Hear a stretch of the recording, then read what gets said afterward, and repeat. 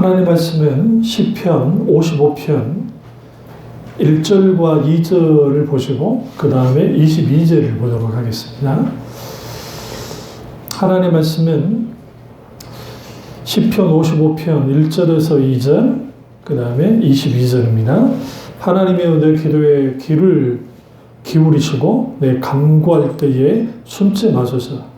내게 굽히사 응답하소서. 내가 근심으로 편하지 못하여 탄식하오니.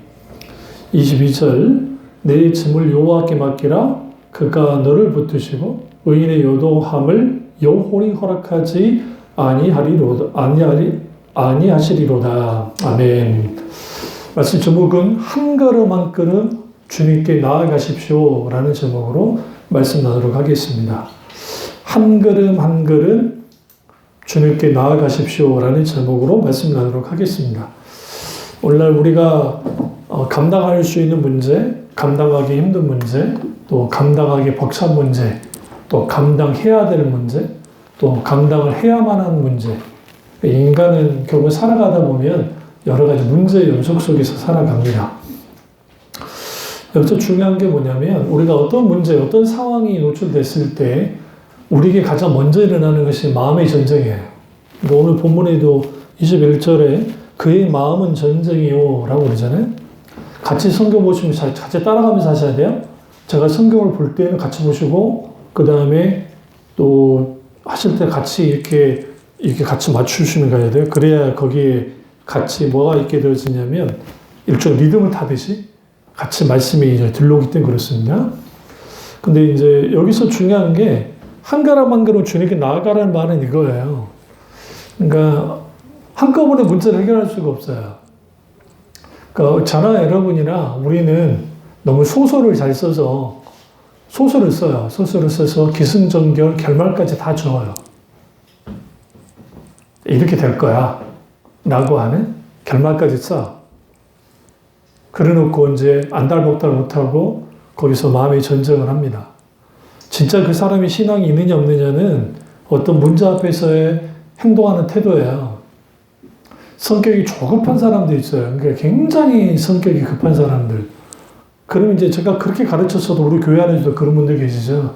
빨리 하나님 응답하게 해달라고. 그렇게 가르쳤는데 불구하고. 그러니까 신앙은 온데간데 없고 성경에서 하는 신앙은 온데간데 없고 자신이 원하는 문제를 해결하는 데만 모든 초점을 두는 거예요. 그러니까 왜 이런 일들이 벌어지느냐? 모든 사람들이 문제 앞에서 당황해서 그래요. 그리고 마음의 여유를 빼앗겨 버렸기 때문에. 그래서 신앙에 있어서 가장 큰 적은 조급함입니다. 조급하다는 게 뭐냐면 내가 지금 조급한 상황이야. 그 상황이, 환경이, 여건이 나를 조급하게 만들기도 하지만 나 자신을 이렇게 만들어요. 근데 그것을 촉발시키는 게 누구냐? 주위에 있는 사람들일 수도 있고 원수가 특별히 사탄이 우리를 그렇게 만들고 우리 내면 세계에는 나라는 사람이 그렇게 만들기도 합니다. 그래서 우리는 여기에서 중요한 게 많은 부분에 있어서 왜 하나님께 한 걸음 한 걸음 주님께로 나아가야만 하는가? 주님께로 나아가는 것이 내가 살 길이기 때문이에요. 응? 그러니까 저도 그렇고 여러분도 그렇고 문제 없는 사람 없어요.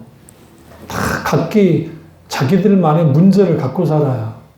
이런 문제 저런 문제. 감당하느냐 감당하지 못하느냐는 2차적인 문제예요. 왜 2차적인 문제냐면 욥이 자신의 고난을 감당했나요? 성경 잘 보세요. 욥에 대한 설교를 할 겁니다. 성경 전체에서 가장 어려운 성경이 어디냐? 욥기서예요. 일단 시가서고 히브리어 자체에서도 그게 굉장히 사변적으로 많은 부분에서 그 말씀이 나오기 때문에 쉽지 않습니다. 그리고 세 명의 친구, 마지막 엘리후, 이르기까지 빌닷, 엘리바살, 그런 사람들의 그러니까 그들의 말들이 틀린 건 없어요. 그러니까 신앙적으로는 틀린 게 없다고요. 근데 욥에게는 틀렸어요. 원인이 있으면 결과가 있다는 인과관념의 신앙. 그게 아니라는 거예요. 욥기서의 출발 자체가, 욥의 권한 출발 자체가 욥이 잘못해서 그런 게 아니에요. 하나님이 욥을 믿었기 때문이에요. 무슨 말이냐면 사탄이 하나님께 욥에게 하나님이 잘해주시니까 욥이 하나님을 잘 믿는 거예요. 그러니까 하나님 이렇게 말합니다. 그는 조건에 의해서 나를 믿는 게 아니야. 나를 사랑하는 게 아니야. 나는 너보다 욥을 더 잘 알아. 그러면 하나님 그거 한번 증명해 보십시오. 그래. 하나님이 욥을 신뢰했기 때문에 이런 일들이에요. 그런 욥도 고난 앞에 섰을 때에 죽고 싶어하고 문제 앞에 섰을 때에 어쩔 줄 몰라요. 저나 여러분 다 똑같아요. 다만 승패는 어떻게 갈려지느냐, 하나님께로 계속 한 걸음 한 걸음 나가느냐 아니면 하나님으로부터 멀어지느냐. 원수는 늘 그렇게 만들어요. 우리를 고립시키려 합니다. 그리고 우리는 자칫 잘못하면 이 모든 상황에 대하여 이렇게 사람들이 그 문제 앞에 섰을 때 반응을 해요. 첫째, 남 탓하죠. 남 탓하는 사람. 내가 부모를 잘못 만나서, 누구를 잘못 만나서 그렇게 됐다고. 아니면 세상 탓을 합니다. 세상이 이렇게 부조리하니까 내가 이런 일을 당하고 있는 거야. 라고 하는 사람이 있고, 첫 번째. 두 번째는 자기 자신을 탓합니다. 내가 못나서 그래. 내가 너무너무 못나서 이렇게 되어진 거야. 라고 나아가는 거고. 이 둘 다가 죄의 본성에서 나온 거예요. 인간은 태어나자마자, 욥기서도 그렇고 전도서도 그렇지만 태어나자마자 죄 아래 태어났기 때문에 모든 인간은 문제 가운데 태어났어요. 그렇기 때문에 불완전할 뿐만 아니라 우리는 항상 언제든지 문제 가운데 살아갈 수밖에 없는 그런 존재이기도 해요. 그러면 우리가 문제 앞에 있을 때 사람들이 세 가지 반응을 하는데 하나는 원인을 찾는 거야. 왜 그렇게 됐을까? 원인을 찾아요. 잘 적으시라고요. 그 이유가 있어요. 많은 사람들이 자신들의 이 문제의 원인을 찾으니까 원인은 두 가지예요. 내가 원인일 수도 있고 하나님이 원인일 수도 있어요. 되게 하나님께 원인을 찾아야. 어떤 식으로 찾냐면 내가 뭔가 죄를 졌기 때문에 하나님이 나를 쳐가지고 내가 이렇게 된 거야 라고 생각하는 경우가 많아요. 물론 죄 때문에 하나님이 치실 경우도 있습니다. 그런데 여기서 하나님이 치시는 것과 세상 종교나 사람들이 생각하는 하나님이 치는 게 달라요. 우리를 바로 세우기 위해서 인생 막대기와 채찍을 때리긴 하지만 죽이려 치는 게 아니에요. 살리려 치는 거지. 그럼 왜 원인을 찾냐면 예수님 당시 이스라엘 사람들도 나면서부터 안전병이고 보지 못하는 사람들에게 누구의 죄입니까? 그러니까 부모의 죄입니까? 아니면 그 자신의 죄입니까? 라고 물으니까 예수님 누구의 죄도 아니고 하나님께 영광을 드리기 위해서 제가 저런 것이다 하면서 주님이 고치신다는 거예요. 거기서 재미있는 사건이 그 눈이 멀었던 안전병인 그 사람이 고쳐주십시오 하지 않았어요. 예수님이 표적으로서 고쳐버려요. 너는 하나님의 영광을 위해서 지금 그렇게 된 거야 라고 하는 겁니다. 그리고 오늘날 많은 사람들이 하나님 탓을 너무 쉽게 해요. 정말 하나님의 살아계시다고 한다면 나의 상황과 문제와 이것을 이렇게 놔두면 안 되시죠? 여기서 들여다볼 게 있어요. 그것이 뭐냐면 하나님의 분명한 뜻은 있었고 하나님의 인도하심도 있었어. 근데 그걸 거부하고 계속적으로 그 길을 가지 않겠다 하고 내 아집과 고집을 끌고 나가는 상황에서 하나님이 그를 도와줘야 되는가? 아니, 하나님이 주권자예요. 그래서 하나님이 내버려둬요. 뭐 할 때까지? 돌아올 때까지. 이걸 뭐라고 하냐면 영적인 신앙착오라고 해요. 근데 그 신앙착오가 결코 나쁜 게 아니에요. 단점은 개고생한다는 거. 안 해도 되는 고생을 한다는 거 빼놓고는 하나님은 끝까지 포기하지 않고 그 사람이 하나님의 길로 가기를 계속적으로 부르세요. 그 대표적인 게 야곱입니다. 언제 야곱한테 라반 집에 도망가라 했어요? 차라리 에서가 죽이러 들려 할 때 형한테 납작 엎드려서 살려달라고 빌었으면 에서가 그렇게까지 모진 사람이 아니에요. 기분파기 때문에. 저도 아버지 살아계신데. 근데 그 엄마 말 듣고 치맛바람에 도망쳐 버리잖아요. 그리고 자기 뜻대로 살아가요. 그래서 부자도 됐어요. 그러니까 여러분 하나 명심해야 될 게 뭐냐면 여러분 주위에 세상 말로 조금 부자로 좀 살아. 돈 걱정 없이 살아. 그 속을 들여다보라고요, 한번. 어떤 사람은 돈 걱정하면서 살아요. 어떤 사람은 건강 걱정하면서 살아요. 어떤 사람은 건강 걱정하지 않고 살아요. 근데 기타 등등 그 삶의 모습들은 다 다를지는 모르지만 결국은 하나님이 이걸 원하는 거예요. 결국은 하나님과 함께 살기 원하고 하나님이 책임지기를 원하고 하나님께로 우리가 한 걸음 한 걸음 나아감을 통해서 우리의 고난 속에서 우리의 문제 가운데 우리의 역경 속에서 우리의 고독 속에서 누가 봐도 하나님과 함께 잘 살기를 원해요. 그런데 원인을 쫓느니라 왜 이런 일이 생겼지? 왜 하나님이 이렇게 내게 이렇게 만드십니까? 라는 그 질문 자체가 잘못됐다고요. 예수 믿는 사람은 너무 쉽게 그런 질문을 던져요. 이게 대표적인 게 신앙 전혀 영적으로 깨지지 않았던 사사시대와 또 하나는 그리고 이 광야 이스라엘 백성들이에요. 광야 이스라엘 백성들이 광야의 고난을 당할 때 환경적으로 생활적으로 힘들고 어려울 때 원인을 어디서 찾았느냐? 이집트에서 끌고 나온 하나님께 찾았어요. 우리가 언제 하나님 우리를 거기서 끌고 나오게 해달라 했냐고. 차라리 거기서 내버려 두지. 죽을 데가 없어서 광야에서 죽게 하느냐고 하면서 계속적으로 하나님을 향해서 왜 했냐고.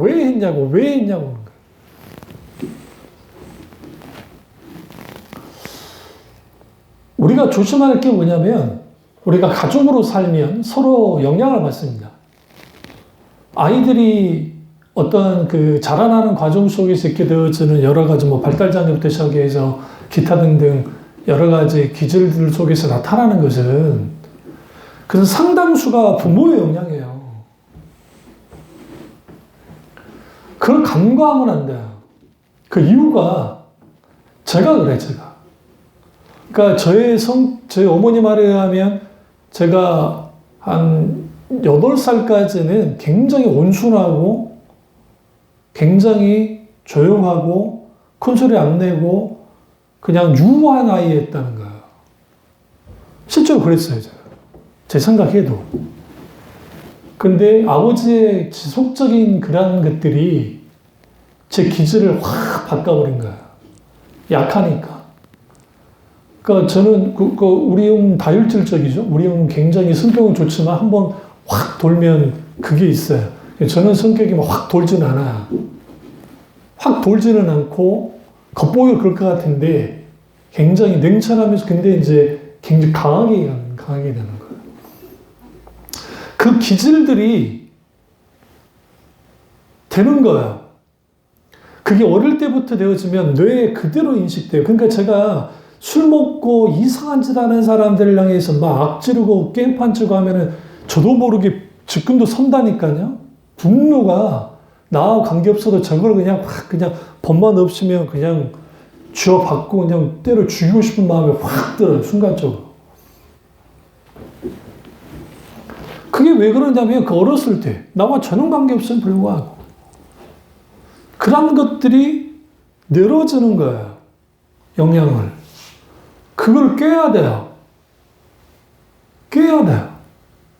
다행인 것은 우리 어머니가 그래도 사랑이 많은 분이라서 거기서 자랐으니까 제가 그나마 좀 괜찮은 거였는데 거기도 함정이 있어요. 또 하나의 함정. 그러니까 그 함정을 말하지 않겠습니다만은 완전할 수는 없으니까. 그리고 하나님이 만지시는 속에서 바뀌어져 가는 거예요. 서서히. 우리가 필요한 거는 뭐냐면 어떤 문제가 있을 때, 어떤 상황과 환경과 여건이 딱 벌어질 때에 왜 이렇게 된 거지? 왜 이렇게 된 거지? 그러면 예수 믿는 사람이 안 믿는 사람과 똑같은 반응이 이거예요. 내가 이제 신에게 잘 보여서, 내가 뭔가 잘못했으니까, 내가 이제 바뀌어져서, 내가 이걸 해결해야지. 아니에요. 문제와 권한은 믿음으로 해결하는 거지, 회개로 해결하는 게 아니라고. 착각들 하지 말라고요. 제발. 한국교회가 그렇게 가르쳐 놨어요. 당신들이 일으키는 것은 기도도 안 하고, 하나님 잘 안 믿고, 신앙생활 제대로 안 하니까, 이런 일이 벌어진 거야. 그러니까 회개해. 아시지요? 하나님, 이제 내가 회개했습니다. 내가 착하게 살겠습니다. 나 이제 더 이상 그렇게 살지 않겠습니다. 그러니까 이번 한 번만 문제를 해결해 주십시오. 그리고 난 다음에 문제가 해결되었으면 언제 그런지 예전으로 돌아가 버려요. 므낫세처럼. 므낫세가 하나님께 부르짖어 기도했다고 성경은 놀랍게 말합니다. 역대상에 보시면. 이 남유다의 가장 악한 왕이 바벨론으로 잡혀가니까 성경에 이렇게 보면 그가 하나님을 찾았다는 거야. 얼마나 놀랍습니까? 그러면서 그가 하나님께 회개합니다. 울면서. 그때 하나님이 누구로 돌아보셨느냐? 히스기야와 다윗을 돌아보셨다. 이게 굉장히 중요해요.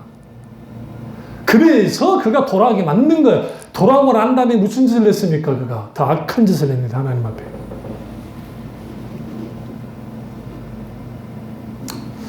왜 이렇게 됐을까?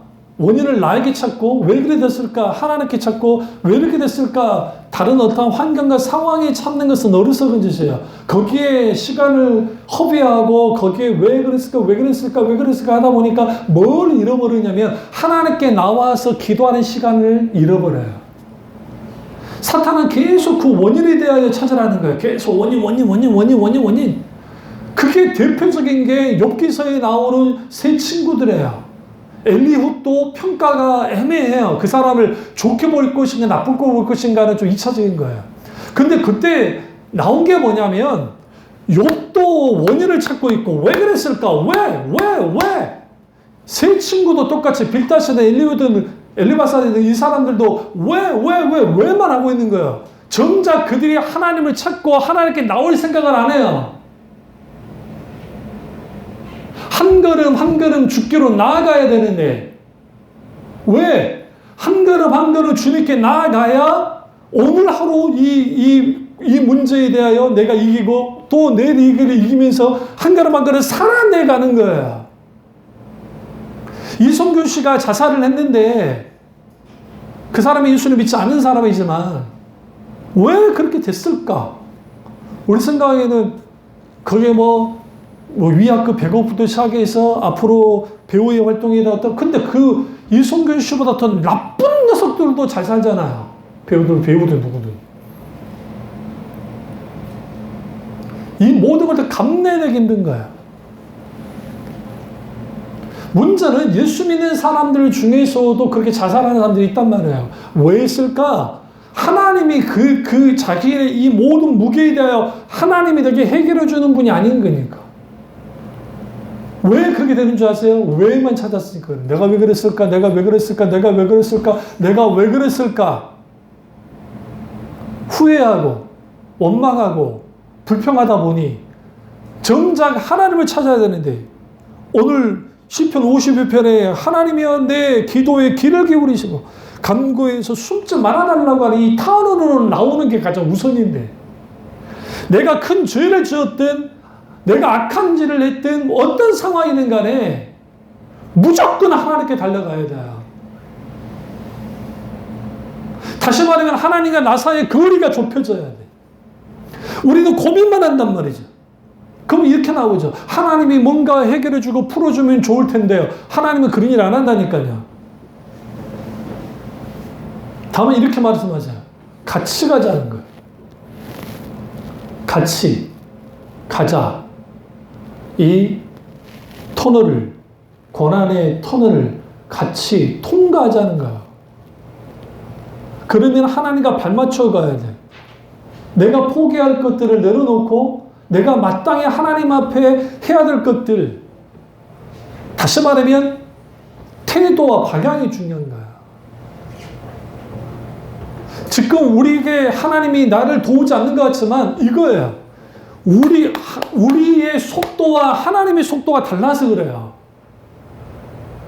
어떻게 다르냐면 우리는 급하니까 늘 그래요.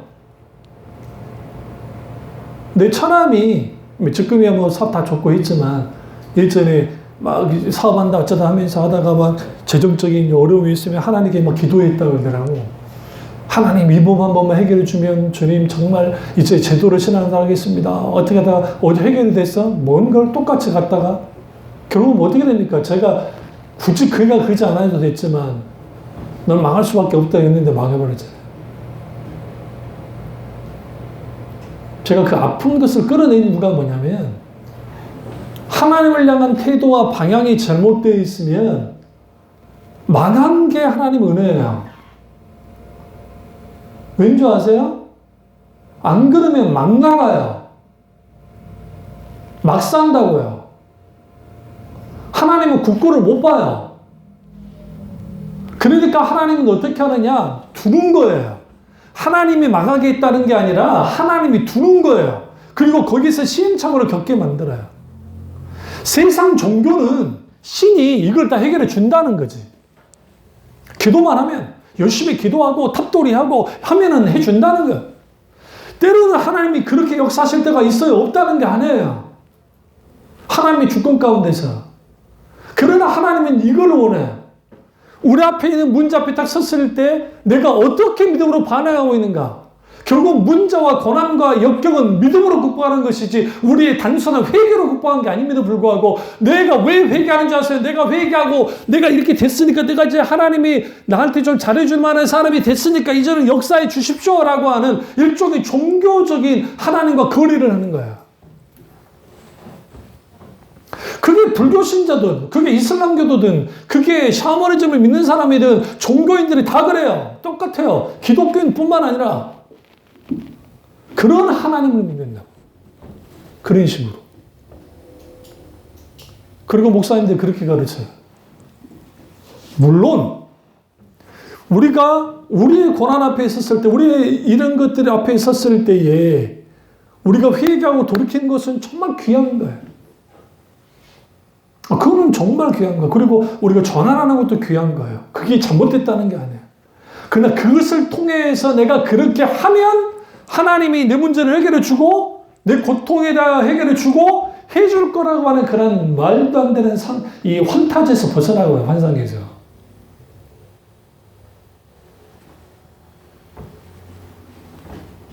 왠지 아세요? 오늘날 한국교회에서 설교되어지는 여러 설교들 속에서 고통을 이렇게 해결하시고 문제를 이렇게 해결 방법에 대한 설교가 굉장히 많아요. 저도 그런 글을 썼고. 근데 저는 방법론을 쓴 적은 없어요. 단 한 번도. 제 글을 보시면. 문제 극복에 대한 제가 글을 보시면. 딱 문제 앞에 섰을 때에 우리는 거기에서 왜가 아니고 거기서 뭐 해야 되느냐? 한 단계 더 나가야 돼요. 어떻게 할 것인가? 하나님 어떻게 하기 원하십니까? 라고 물어요. 두 번째가. 어떻게 하기 원하십니까? 쓰세요. 공부 못하는 사람들이 몰라. 핵심이. 왠지 아세요?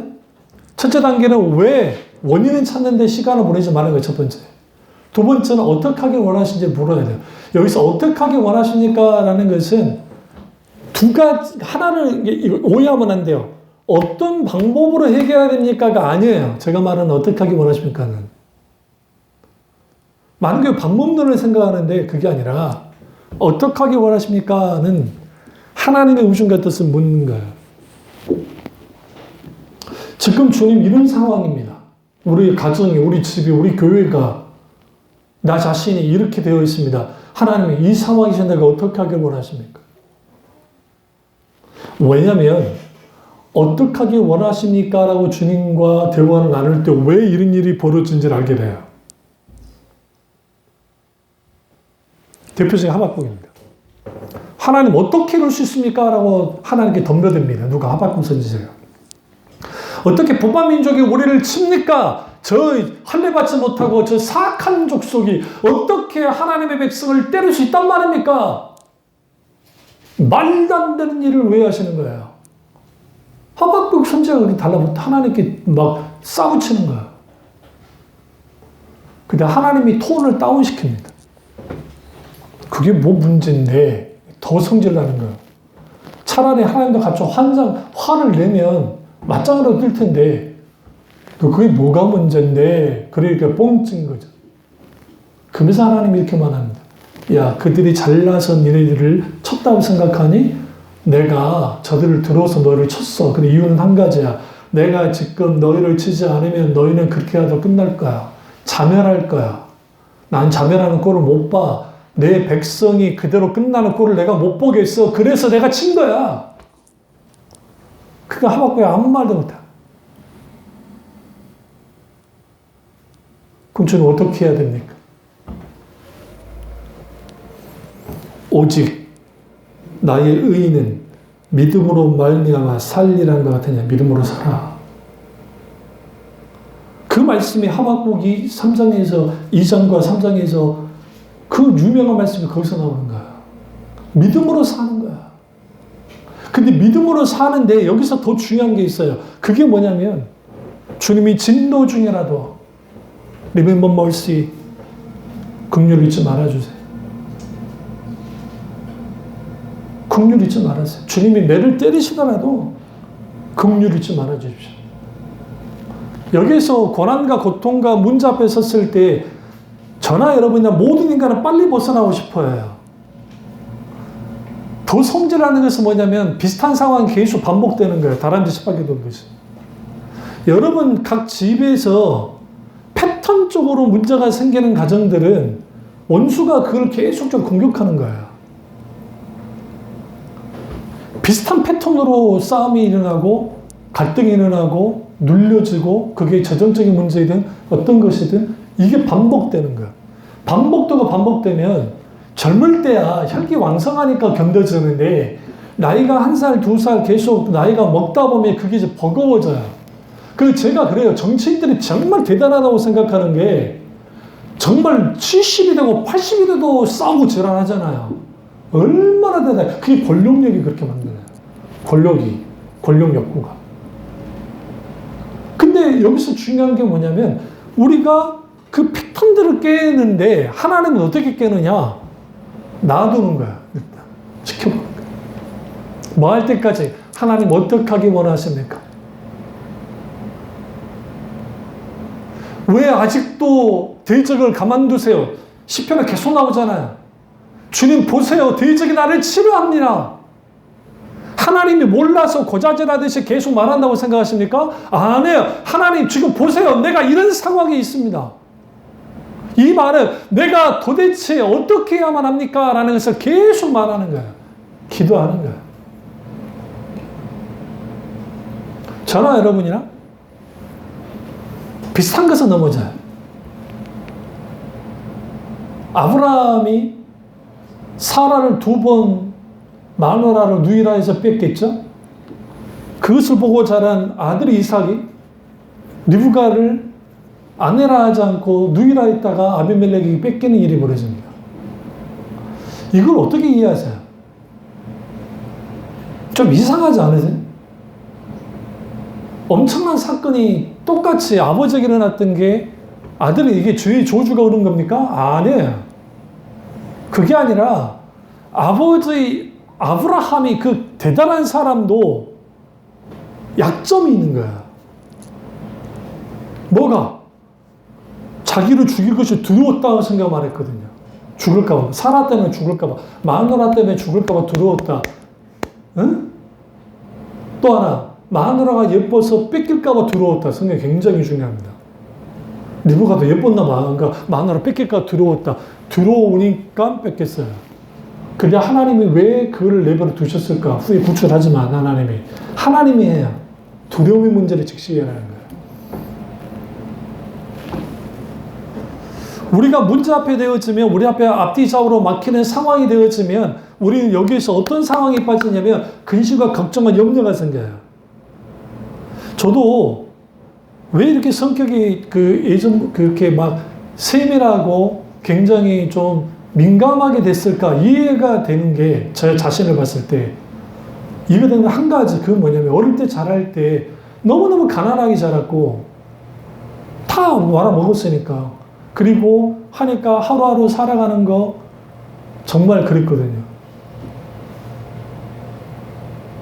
고등학교 때 수학여행도 못 갔잖아요. 제가 학교 반장임에도 불구하고. 그러니까 그게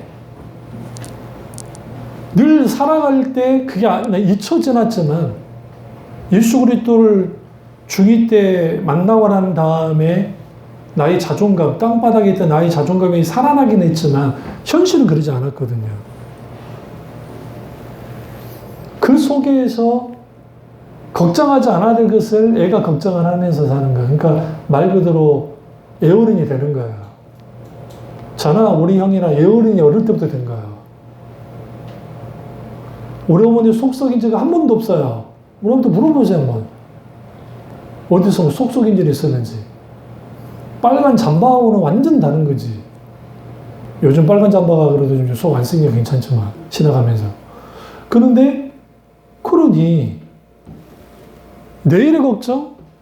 저는 고등학교도 제가 원하는 고등학교 못 갔어요. 왜냐면 가정형편 때문에. 왜 제 기질 자체가 그거 전혀 상관없는 사람이에요. 저는 글 쓰는 사람이고, 막 그쪽에 있는 사람인데. 그러니까, 하루하루 그것에 대해서 할 때, 그때 하나님이 내게 갑자기 비췄던 게 뭐냐면, 한 걸음 한 걸음 하나님이 인도하시는 대로 한 걸음을 살아가라는 거예요. 세상은 멀리 보라고 그러잖아요. 본스 뱀미셔스, 소년의 야망을 가져라. 그것만큼 비성경적인 게 없어요. 비전을 따라가라, 꿈을 따라가라. 그건 세상이 그렇지. 하나님을 따라갈 때, 한 걸음 한 걸음 주님을 따라가고, 곁길로 가다가도 돌아오면서, 우리 한결같이 뭐 해야 되느냐? 하나님 어떻게 하기 원하십니까? 주님의 음성을 듣고, 기다리고, 인내함이 요구되어져요. 그 태도가. 그리고 방향이에요. 방향이 하나님과 나와의 방향이 같아야 돼요. 그 방향으로 하나님이 인도하기를 원해요. 끌고 나가기를 원해요. 그럼 그 방향으로 가는 거예요. 이게 없이 마치 하나님이 도깨비 방망이처럼 문제 다 해결해 줘. 그냥 그런 교회들은 다 컸어요. 지금도 커요. 그런 교회들이. 그리고 막 하면서 그 간증으로, 소위 간증을 통해서 사람들이 그래 하나님 이렇게 역사해. 그러니까 사람들이 그래 간증을 들으면서 하나님 그 역사는 뭐냐? 나도 그런 역사를 경험을 해야지. 근데 막상 기도해보면 그게 안 되네. 그 목사님께 한 말이, 너희가 기도를 안 해서 그렇고 믿음이 제대로 의심해서 그런 거니까 더 믿고 더 기도하고 더 열심을 다하면 하나님이 역사해. 왜? 하나님은 모든 역사하는 하나님이시니까. 정작 그 고난 속에서 고통 가운데 문제 가운데 만져진 적이 없어요. 단 한 번도. 또 하나, 하나님 그분을 깊이 묵상한 적도 없어요. 또 다른 하나, 고난 자체를 묵상한 적이 없어요. 워런 워러스비가 이 고난의 문제, 돌아가신 팅클러 목사님이 고통의 이유에 대해, 고통의 문제에 대해 C.S. 루이스도 마찬가지고, 결국은 고통을 왜 당하는가, 인간이. 그것은 결국은 죄 안에 살아 태어났기 때문에. 여기서 중요한 거는 그 고통이 계속 내 발목을 잡는 듯 하지만 이게 예수 그리스도의 십자가의 고난으로 방향을 바꿔나갈 때, 그분을 향해 나가기 시작할 때 어느덧 그 고통이 내 발목을 잡는 게 아니라 내가 좀 더 주님 앞에 깊이 나아가고 그분의 십자가의 은혜 가운데 있게 만드는 하나의 일종의 이걸 영적인 스피리추얼 리소스, 영적인 자원이 돼요. 자원이. 그 자원을 가지고 우리가 뭐 하느냐? 우리 속에 있는 여러 가지 아픔과 고통과 이런 것들을 가지고 하나님께 나아갈 때 그것이 기도가 되고 그의 찬양이 되어지고 그걸 통해서 내가 만져질 때 나라는 사람이 바뀌어져 있을 거예요. 세 번째가 있습니다. 어떻게 하기 원하십니까? 해서 내가 어떤 사람이 되느냐가 중요한 거예요. 이걸 이렇게 말하면 내가 어떠한가가 중요해요.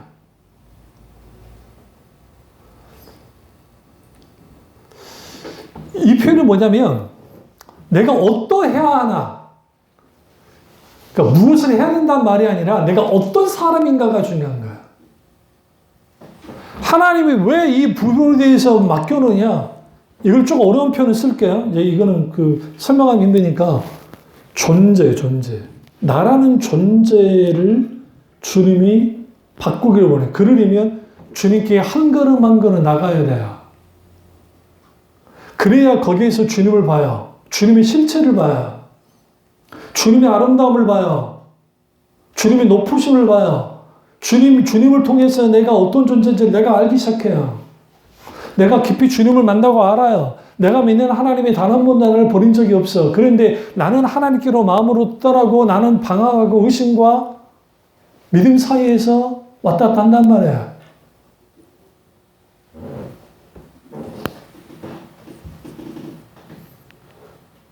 오늘 새벽에 설교 원고를 준비하면서 그 설교 원고 중에 하나가 오늘 이 설교하고 다른 설교입니다. 믿음과 의심 했을 때 이 설교의 제목의 핵심은 과예요. 과. and. 과. 그러니까 자간과 사이를 잘 보시라고요. 과. 믿음과 의심 사이에 뭐가 있어야 된다는 거예요. 뭔가가. 원래 너무나 많은 사람들이 이걸 놓치고 있어요. 이 설교 제가 하겠습니다만.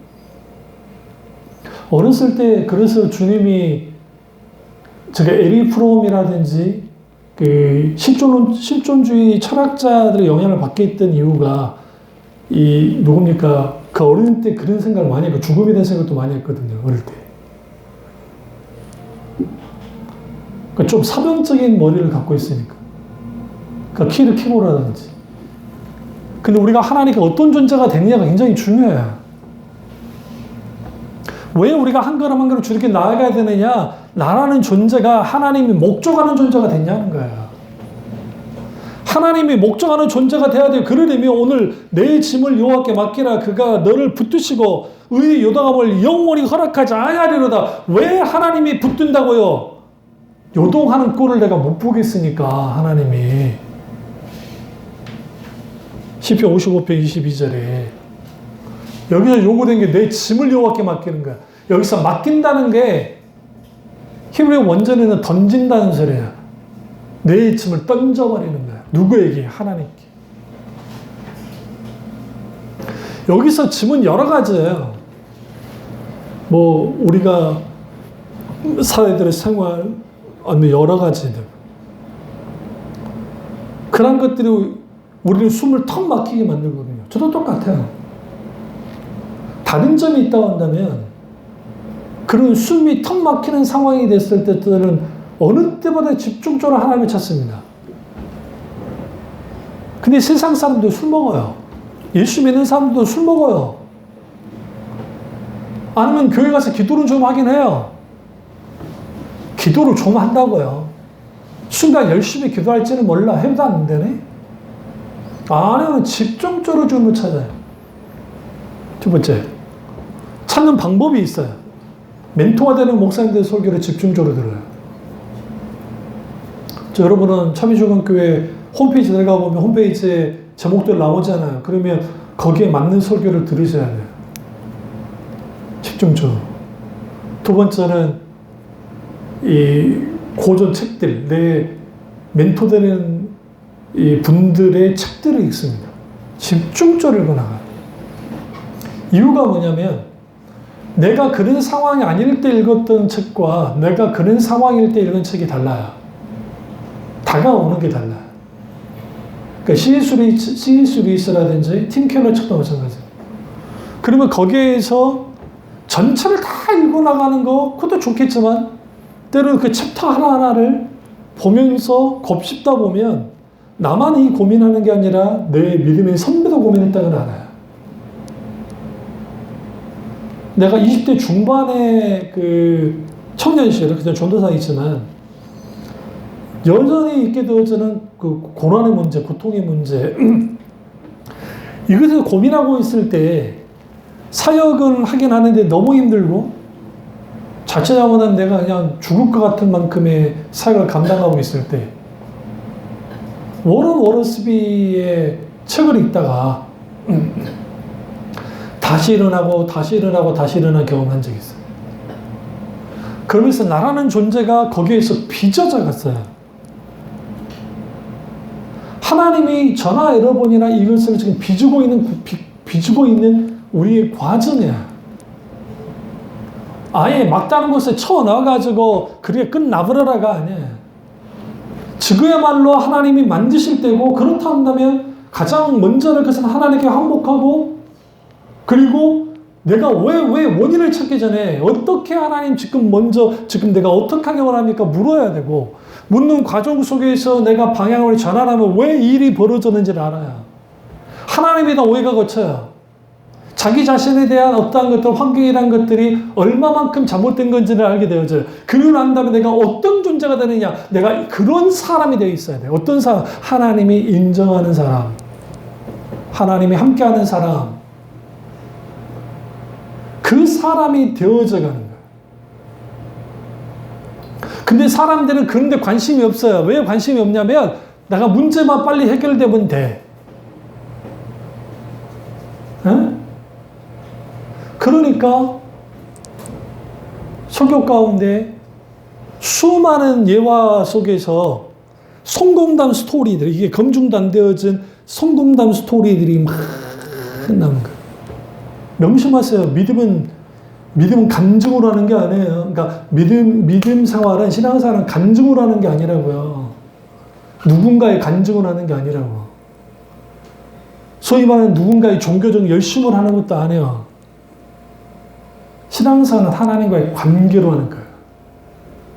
관계. 그래서 중요한 게 뭐라고요? 우리의 태도와 방향이라고요. 그럼 여기서 하나 오해하지 말아야 될 거. 그러면 내가 태도와 방향을 옳게 하면 권한이 없으니까, 권한이 있으니까 문제죠. 그러니까 환영받지 못해요, 이런 메시지가. 왜? 너희가 내 제자가 되면 이제는 탄탄대로를 걸으면서 너희는 성공하고 너희는 막 할 것이다 지금 가르칩니까? 너희가 나로 인하여 고통받을 것이고 고난받을 것이다. 너희가 나를 사랑한 만큼 더 고통받을 거야. 왜? 세상이 주님을 미워하니까. 세상이. 근데 다른 점이 있어요. 히브리서 11장에 믿음의 사람은 세상이 감당하지 못할 사람이 되는 거예요. 그러니까 사탄이 가장 두려워하는 게 그거예요. 세상이 감당하지 못하는 하나님의 사람이 나오는 거예요. 그 사람이 되라고 주님이 계속 우리에게 다가오시고 주님이 우리에게 말씀하시는 거예요. 그러면 그런 사람이 영적으로 무장되어지고 내 삶을 살아가고 신앙생활 해나가기 시작할 때 어떤 문제와 어떤 역경과 어떤 상황이 벌어져도 믿음의 안목으로 믿음의 이성을 가하고 믿음으로 반응해야 되는데 현실이 그랬냐고요. 현실이 쉽지가 않아요. 앞에 설교하고 난소 목사도 쉽지 않아요. 흔들려요. 근데 여러분 걱정하지 마세요. 쉽지 않은데 나는 흔들려요. 사람마다 다르겠죠. 많이 흔들리는 사람, 적게 흔들리는 사람, 적당히 흔들리는 사람. 그러나 그 정도가 중요한 게 아니에요. 어떤 상황이 있다 할지라도 한 걸음 한 걸음 주님께 나아가고 어느 하루 이것을 감당하고 또 하루 그것을 감당하고 믿음으로 감당하고 또 내일을 또 감당하고 하루하루를 믿음으로 감당하고 나가다 보면 그리고 찬송 가운데 한 걸음씩 죽게 나오라잖아요. 똑같아요. 한 걸음 믿음의 발걸음을 움직이고 나아갈 때에 거기서 뭐가 일어납니까? 거기서 반전이 일어나요. 거기서 역전이 일어나요. 여기서 우리가 반격을 해요. 이게 굉장히 중요해요. 판도가 바뀌어요. 하나님이 판도를 바꿔놓는다고요. 여러 판도를. 아직 천빛중앙교회는 교회적으로는 그러지 못하고 있는데 하나님이 어떻게 판도를 바꿔놓을지 몰라. 왜 판도를 바꾸냐면 땅에 떨어진 하나님의 자녀, 그를 높이려고 해요. 하나님이. 높이기를 원해요. 그래서 다윗이 13년 넘게 도망자 생활을 하고 그렇게 고통을 당했을 때 누가 봐도 끝난 것 같은 상황에 불구하고 그가 한 걸음 한 걸음 주님과 함께 이제 하나님이 원하는 사람으로 목적하는 사람으로 바뀌어져 나갔잖아요.